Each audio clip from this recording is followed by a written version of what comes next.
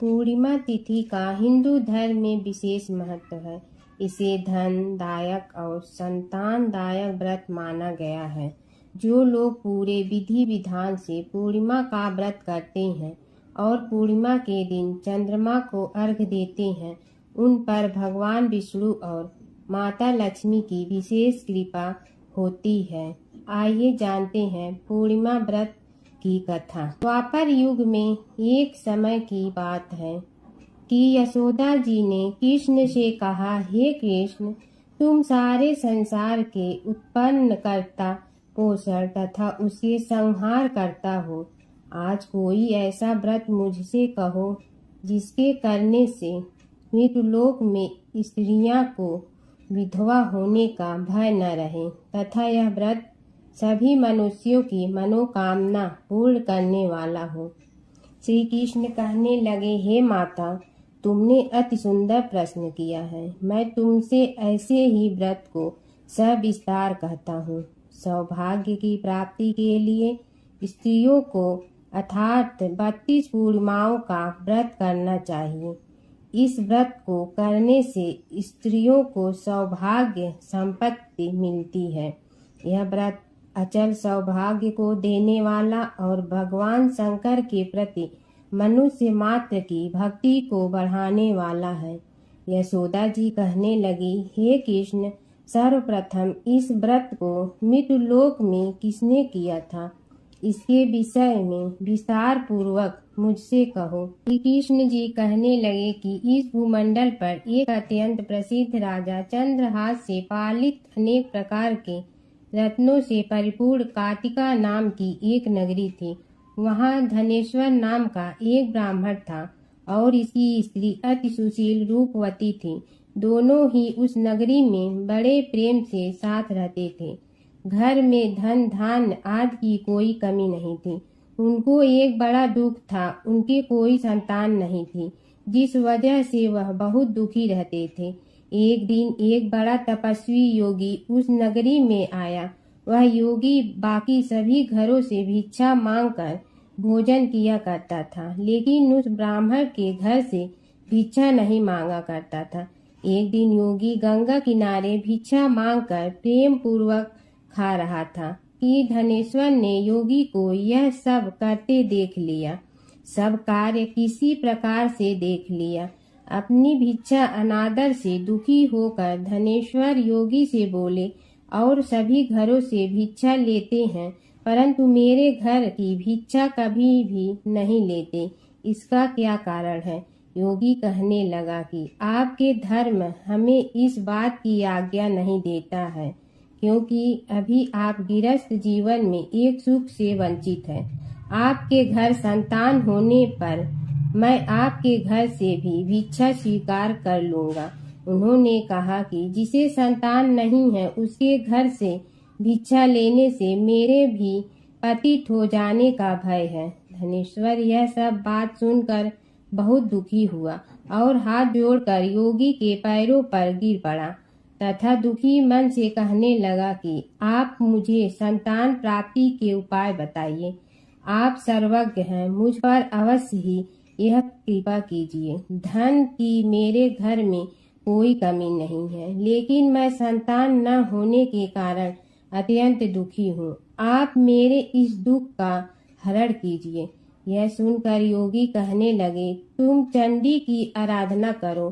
घर पहुंचकर उन्होंने यह सारी बात अपनी पत्नी को बताई और खुद वन में चला गया। वन में पहुंचकर उसने चंडी की आराधना की और उपवास किया। चंडी ने 16 दिन उसको सपने में दर्शन दिए और कहा कि हे धनेश्वर, जा तेरे पुत्र होगा, लेकिन उसकी आयु सिर्फ 16 वर्ष होगी। 16 वर्ष की आयु में ही उसकी मृत्यु हो जाएगी। अगर तुम दोनों स्त्री और पुरुष 32 पूर्णिमाओं को व्रत करोगे तो यह दीर्घायु हो जाएगा। जितनी तुम्हारी सामर्थ्य हो उतने आटे के दिए जलाकर शिव जी का पूजन करना, लेकिन पूर्णमासी 32 ही होनी चाहिए। सुबह होती ही तुम्हें इस स्थान के पास एक आम का पेड़ दिखाई देगा। उस पर चढ़कर एक फल तोड़कर अपने घर चले जाना। अपनी स्त्री का इस बारे में बताना। सुबह स्नान होने के बाद वह स्वच्छ होकर शंकर जी का ध्यान करके उस फल को खा ले। तब शंकर भगवान की कृपा से उसको गर्भ हो जाएगा। जब ब्राह्मण सुबह उठा तो उसे उस स्थान पर आम का पेड़ दिखाई दिया और वह उससे फल तोड़ने के चढ़ा, लेकिन वह पेड़ पर चढ़ नहीं पा रहा था। यह देखकर उसे बड़ी चिंता हुई। उसने भगवान गणेश की उपासना की और कहा, हे दयानिधि, अपने भक्तों के विघ्नों का नाश करके उनके मंगल कार्य को करने वाले, दुष्ट का नाश करने वाली, रिद्धि सिद्धि देने वाले, आप मुझे इतना बल दे कि मैं अपनी मनोकामना पूरी कर सकूं। इसके बाद वह पेड़ से फल तोड़कर अपनी पत्नी के पास पहुंचा। उसकी पत्नी ने अपने पति के कहे अनुसार इस फल को खा लिया और वह गर्भवती हो गई। देवी की कृपा से उसे बहुत सुंदर पुत्र पैदा हुआ। उसका नाम उन्होंने देवी दास रखा। माता पिता के हर्ष और शोक के साथ वह बालक बढ़ने लगा। भगवान की कृपा से बालक बहुत ही सुंदर था, सुशील और पढ़ाई लिखाई में भी बहुत ही निपुण था।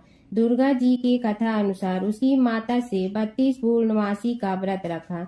जैसे ही 16वां वर्ग लगा, दोनों पति पत्नी बहुत दुखी हुए, कहीं उनके पुत्र की मृत्यु न हो जाए। उन्होंने सोचा कि अगर उनके सामने यह सब हुआ तो वह कैसा देख पाएंगे। तभी उन्होंने देवीदास के मामा को बुलाया और 1 वर्ष के लिए देवीदास को काशी में पढ़ने के लिए भेज दिया। 1 वर्ष के बाद उसे वापस लेकर आ जाना। देवीदास अपने माता के साथ एक घोड़े पर सवार होकर चल दिया। उसके मामा को भी यह बात पता नहीं था। दोनों पति पत्नी से 32 पूर्णमासी का व्रत पूरा किया। दूसरी तरफ मामा और भांजा दोनों रात गुजारने के लिए रास्ते में एक गांव में रुके। उस दिन उस गांव में ब्राह्मण की कन्या का विवाह होने वाला था। जिस धर्मशाला में वर और बारात के बाकी लोग रुके हुए थे, उसी धर्मशाला में देवीदास और उसका मामा ठहर गए। उधर कन्या को तेल आज चढ़ाने के बाद जब लग्न का समय आया तो वर की तबीयत खराब हो गई। वर के पिता ने अपने परिवार वालों से विचार विमर्श करके कहा कि यह देवीदास मेरे पुत्र जैसा ही है, मैं इसके साथ लगन करा दूं और बाद में बाकी सारे काम मेरे बेटे के साथ पूरे हो जाएंगे। ऐसे कहने के बाद वर के पिता देवीदास को मांगने के लिए उसके मामा के पास गए और उन्हीं सारी बात बताई। मामा ने कहा कि कन्यादान में जो कुछ भी मिलेगा वो हमें दे दिया जाए। वर के पिता ने बात स्वीकार कर ली। इसके बाद देवीदास का विवाह कन्या के साथ संपन्न हो गया। इसके बाद वह अपनी पत्नी के साथ भोजन न कर सका और मन में विचार करने लगा कि न जाने यह किसकी पत्नी होगी। यह सोचकर उसकी आंखों में आंसू आ गए। तब वधू ने पूछा कि क्या बात है, आप उदास क्यों हैं? तब उसने सारी बातें पत्नी को बता दी। तब कन्या कहने लगी, यह ब्रह्मा विवाद के विपरीत है। आप ही मेरे पति हैं, मैं आपकी पत्नी रहूंगी, किसी अन्य की कभी नहीं। तब देवीदास ने कहा, ऐसा मत करिए, क्योंकि मेरी आय बहुत कम है, मेरे बाद आपका क्या होगा। लेकिन उसकी पत्नी नहीं मानी और बोली, स्वामी आप भोजन कीजिए।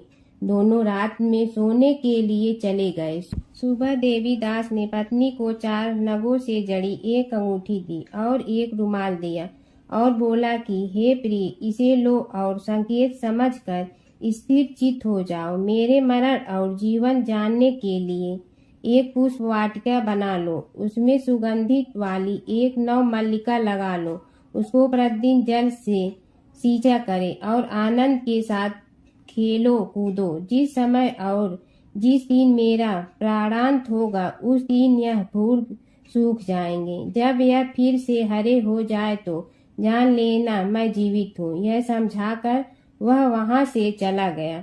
इसके बाद वह जब वर और बाकी बाराती मंडप में आए तो कन्या ने उसे देखकर कहा कि ये मेरे पति नहीं है, मेरे पति वह हैं जिनके साथ रात में विवाद हुआ है, इसके साथ मेरा विवाह नहीं हुआ है।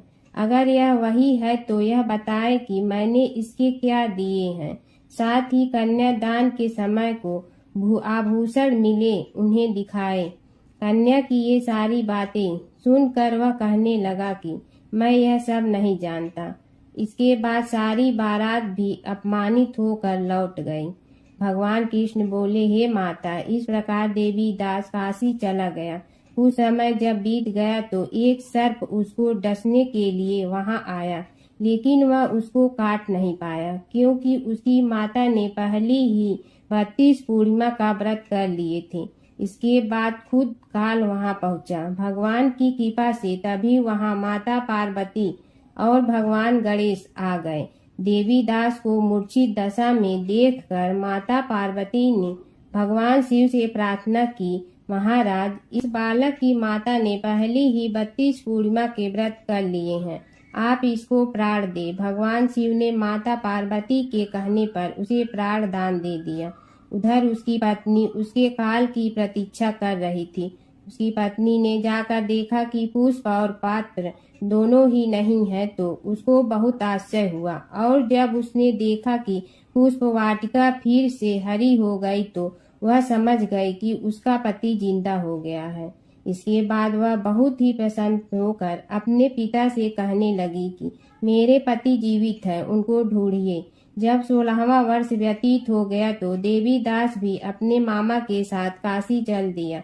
इधर उसकी पत्नी के परिवार वाले उसे ढूंढने के लिए जा रहे थे कि उन्होंने देखा कि देवी दास और उसका मामा उधर ही आ रहे थे। उसको देखकर उनके ससुर बहुत प्रसन्न हुए और उसे अपने घर ले आए। वहाँ सारा वर्ग इकट्ठा हो गया और कन्या ने भी उसे पहचान लिया। देवी दास ने इसके बाद अपनी पत्नी और मामा को लेकर वहाँ से चल दिया। उसके ससुर ने भी उसे बहुत धन दहेज दिया। जब वह अपने घर की तरफ चल रहा था तो उसके माता पिता को लोगों ने खबर कर दी, तुम्हारा पुत्र देवी दास अपनी पत्नी और मामा के साथ आ रहा है। ऐसा समाचार सुनकर पहले तो उन्हें विश्वास नहीं हुआ, लेकिन जब देवी दास आया और उसने अपने माता पिता के पैर छुए तो देवी दास के माता पिता ने उनका माथा चूमा और दोनों को अपने सीने से लगा लिया। दोनों को आने की खुशी से धनेश्वर ने बहुत दान दक्षिणा ब्राह्मणों को दे दिया। श्री कृष्ण जी कहने लगे कि इस तरह धनेश्वर को 32 पूर्णिमा का व्रत के प्रभाव से संतान प्राप्त हुई। जो स्त्रियां इस व्रत को करती हैं वह जन्म जन्मांतर तक वैधव्य का दुख नहीं भोगती हैं और सदैव सौभाग्यवती रहती हैं। यह मेरा वचन है। यह व्रत संतान देने वाला और सभी मनोकामना को पूर्ण करने वाला है। ओम जय जगदीश हरे, स्वामी जय जगदीश हरे। भक्त जनों के संकट क्षण में दूर करे। ओम जय जगदीश हरे। जो ध्यावे फल पावे, दुख बिन दे मन का। सुख संपत्ति घर आवे, कष्ट मिटे तन का। ओम जय जगदीश हरे। मात पिता तुम मेरे, शरण कहूँ किसकी। तुम विनय और न दूजा, आस करूँ जिसकी। ओम जय जगदीश हरे। तुम पूर्ण परमात्मा, तुम अंतर्यामी। पार ब्रह्म परमेश्वर, तुम सबके स्वामी। ओम जय जगदीश हरे। तुम बिंदा के सागर, तुम पालन करता। मैं मूर्ख कल काम, कृपा करो भरता। ओम जय जगदीश हरे। तुम हो ये कय गोचर, सबके प्राणपति। किस विधि मिलूं दया में, तुमको मैं कुमति। ओम जय जगदीश हरे। दीन बंधु दुख हरता, तुम रक्षक मेरे। अपने हाथ उठाओ, द्वार पड़ा तेरे। ओम जय जगदीश हरे। विषय विकार मिटा, पाप हरो देवा। श्रद्धा भक्ति बढ़ाओ, संतन की सेवा। ओम जय जगदीश हरे। तन मन धन सब तेरा, स्वामी सब कुछ है तेरा। तेरा तुझको अर्पण क्या लागे मेरा। ओम जय जगदीश हरे, जय जगदीश हरे, स्वामी जय जगदीश हरे।